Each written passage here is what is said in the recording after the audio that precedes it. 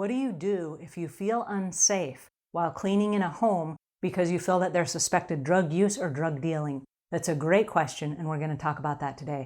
Hi there, I'm Angela Brown, and this is Ask a House Cleaner.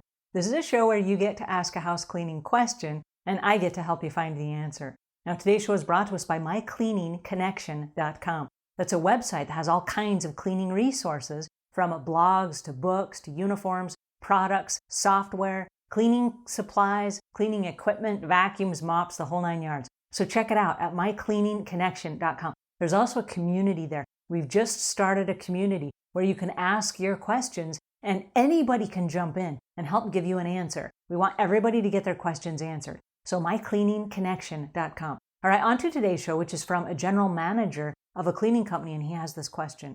Hi, Angela. I'm general manager of a cleaning company, and I was wondering, what would you do when you're in a home and you come across illegal drugs, whether it be narcotics, needles, cocaine? I came across the situation, and I know that as the help, we are supposed to turn our head the other way and, of course, not judge people. But what if you feel unsafe in the home because of the drugs? Would you leave the job and say to the homeowner that you cannot do it, or what?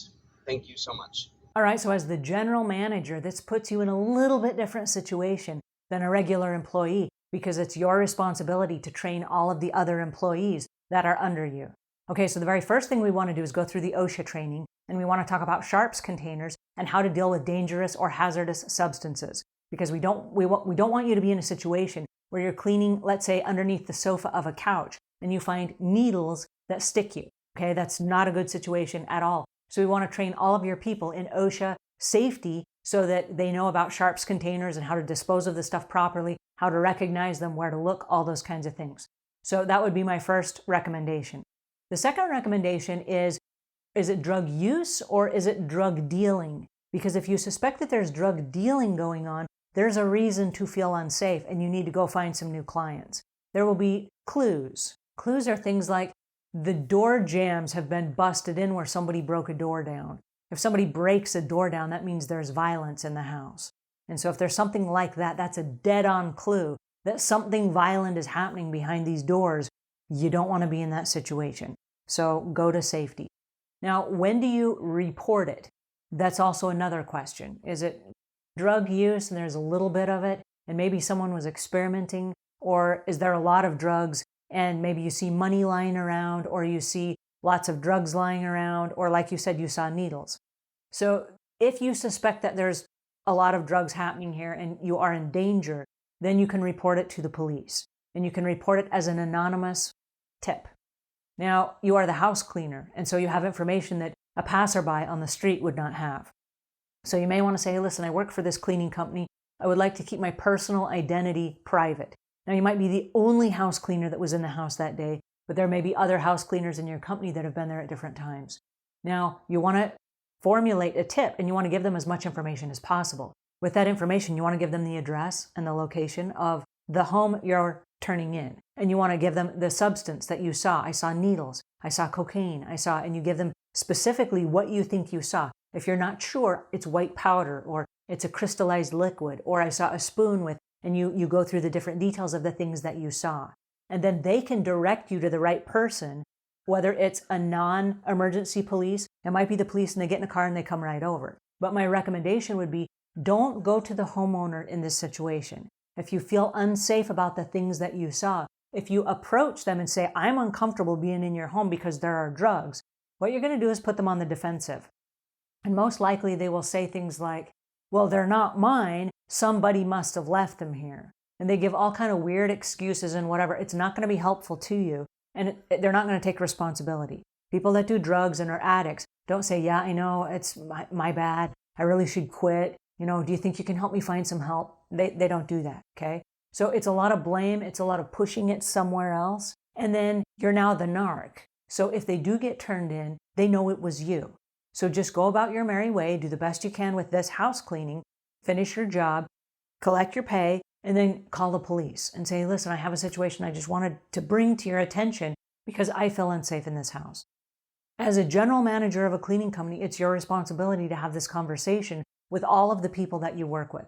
And so if you're sending an employee to that house and you feel unsafe in that house, they probably will also feel unsafe. You have a responsibility to your employees to keep them safe.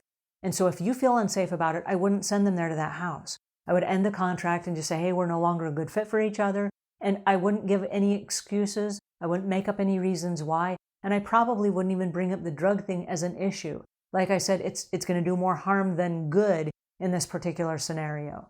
So I would just go find a new client because there are a bunch of cool people out there that are really fun to work with, and they're not high maintenance, and they pay you on time, and they don't leave drugs and needles and cocaine and stuff lying around. So there are a few situations. We're moving into an era where marijuana, or pot as we know it, used to be illegal. It was an illegal drug, and now in a lot of places it's legal.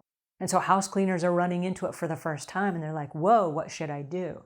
Well, if it's legalized, or if it was recommended for medical purposes, which was the whole purpose behind legalizing it, there's not a lot you can do as far as turning them in because it's legal, right? But if we're talking about dangerous illegal drugs and substances that don't belong in someone's home, you may determine it's wise for you to report that. So if you're the general manager, I would make sure that you have rules and regulations in place as far as how your company deals with illegal drugs. Do you call a tip-in to the police?